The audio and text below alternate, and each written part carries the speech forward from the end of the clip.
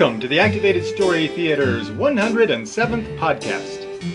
This episode, we bring you the story of Misfortune, a story from Italy.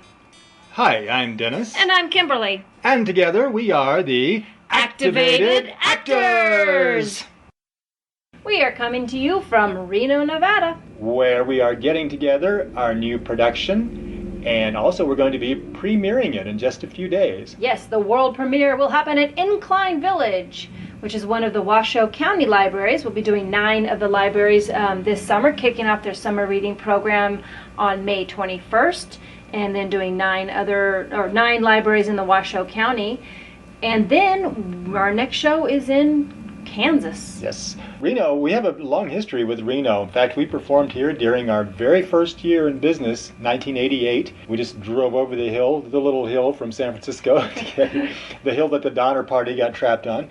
And that's another story. That's another story, yes, not our story. And we performed here that year. We've been back, I don't know, at least 10 times over the years. Yeah. But this is the first year we've been here in a few years, so we're happy to be back. Very happy to be back, and happy to be kicking off the summer reading program. We've got a lot of summer reading programs coming up between Reno and Massachusetts, so please visit our website and see if there's one near you. That's activatedstorytheater.com, and you can also get our schedule on our Facebook page, so come fan us. And we missed you last month. Sorry. Where were you? I don't know. We were here. Yeah, right. We've been sitting here waiting for you for 2 months now.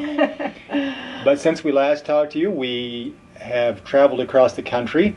We dropped off our son at the airport again. We traveled across the country. From Memphis to San Francisco.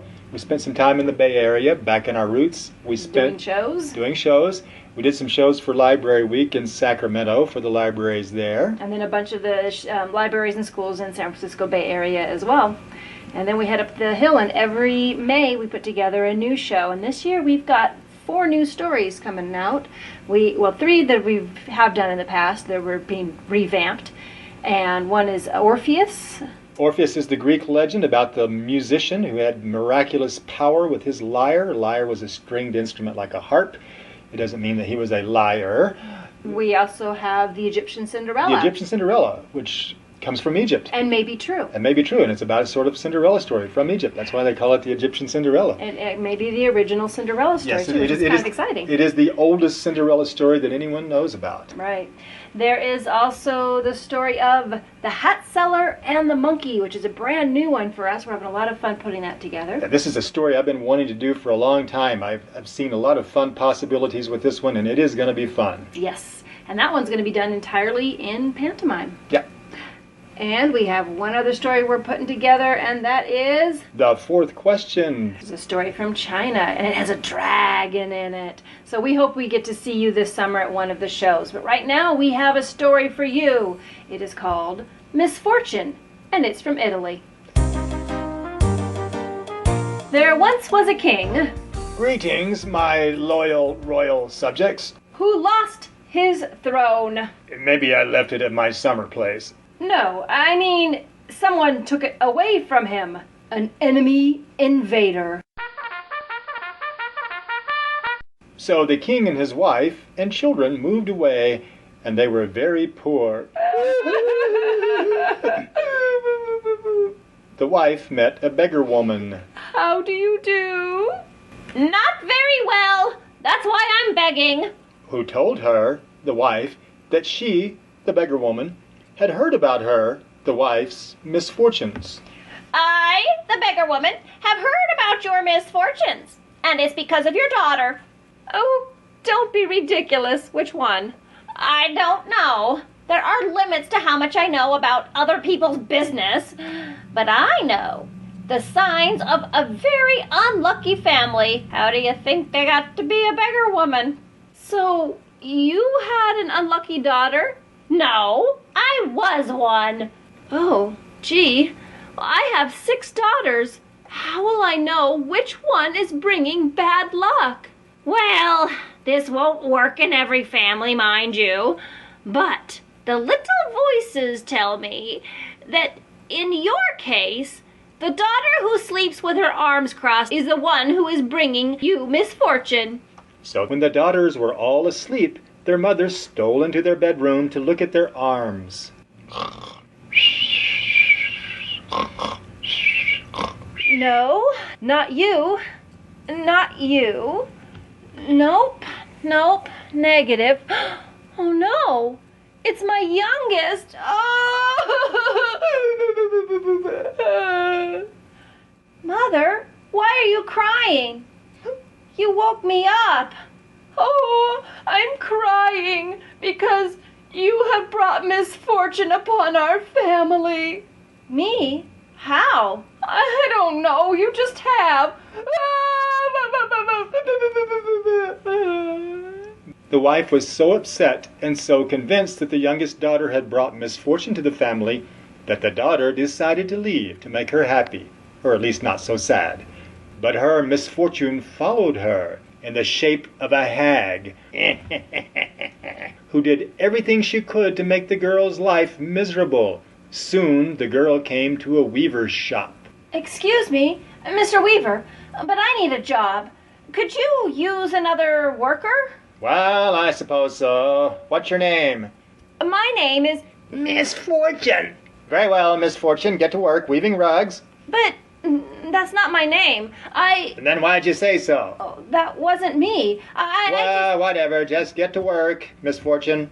And so everyone called her Misfortune. And that's just what she did. Missed fortune. Because the hag followed her around everywhere she went and lurked in the shadows. Nobody else could see her. But whenever the girl wove threads, Misfortune would come along and cut them.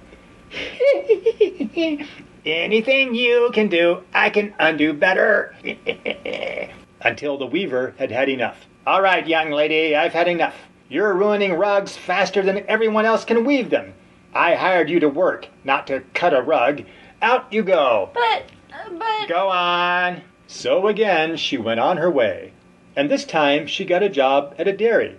Moo, moo, moo, moo. But whenever she would milk the cows, moo, and goats, and sheep, and place her pails of milk in neat little rows. There! 12 pails of milk today. A new record. Now, I can cross that off my bucket list. Along would come the hag. Topsy-turvy! And turned all the pails over. And of course, the girl got blamed for that too, and again she was fired. But she didn't cry over spilt milk. Again she was brave, and went on down the road to another opportunity, with the hag following behind her in the shadows. Me and my shadow! Until she came to a laundry and got a job washing clothes. And of course, when she washed the clothes, the hag came along and tried to pour mud in them. But this time the girl was watching. Aha! I caught you this time. And she really did catch her by the arm and threw her into the washing vat and scrubbed her clean. Wow! I feel like a new woman. You smell like one too. No wonder I was in such a foul mood all these years. All I needed was a good scrubbing. Here, let me thank you by giving you this. Why, it's a teeny box. Thank you. It will come in handy if I ever find a diamond in the street and need a place to keep it. Look inside. Wow, what a beautiful little braid. Now all I need is a new wardrobe to go with it. Thank you. You're very kind. I'll just wear it on my sleeve here. Now, it happened that the prince had his clothes laundered at this laundry, and one day one of his servants came to pick up the prince's laundry. There's your money. Keep the change. My word, you there, young lady. Yes? That's really a fine piece of braid you have on your sleeve there. Where did it come from? From Misfortune. No, I should say it's very fortunate indeed. The prince has been looking all over for a beautiful braid to match the gown his sweetheart is going to wear on their wedding day. And this just might be it. Would you care to come with me to the palace and show it to him? Well, let's see. Go to the palace or stay here and get my hands red and raw doing laundry. I may have to flip a coin. Later at the palace, she met the prince and presented him with the braid. Oh, say, what a fabulous braid that is. It certainly is, Your Majesty. I've never seen anything like it. Nor have I. If you would be willing to sell it, I would give you your weight in gold. Well, I suppose, if you will weigh me after I've had a big meal. Yes, of course. Then it's a deal. This will certainly match a wedding gown quite beautifully. Yes, it will. Whoever wears it will be a very fortunate bride. Yes, she will. The problem is I don't have anyone to fill the wedding gown anymore. The girl I was going to marry changed her mind and is now dating another prince instead. How would you like to be my bride instead? And that way you can go on wearing the braid and I won't have to buy it from you. Well, okay. I guess it's time to stop being called Misfortune and start being called Miss Fortune. And so she did. And that's the story of Misfortune from Italy. And that story was chosen in part because this month, May, has a Friday the 13th in it. Oh. Which we all survived already. Which we survived already, as we're recording this on Saturday the 14th. So we made it okay. Yes, we did. We made it without incident. Oh, and in one version of that story, the prince is going to weigh the braid, not her. That makes more sense to me. Well, it does in a way, but I thought it was more dramatic to have him weigh the daughter. That's more gold. Okay. And also, I like that way better. He tries to weigh the braid, but he can't find a pair of scales that will weigh it precisely. There's something enchanted about it. So. All right. Well, thanks for joining us this month, and we have lots of stories in the archive. If you haven't had a chance to go back and listen, there's 105 of them, 106 of them. This is our 107th podcast, and we will be with you next month. Look for us around the 15th of June. Talk to you later. Activated Story Theater is committed to bringing fun, educational shows to schools and libraries nationwide. On stage, we use physical comedy, American Sign Language, imaginative props, and a giant, oversized book to bring multicultural folktales to life.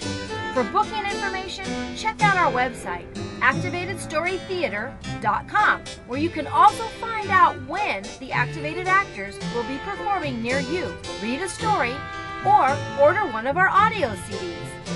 You can subscribe to this podcast on iTunes or listen on Stitcher. We look forward to your comments and folktale suggestions. Stay activated. Until next time.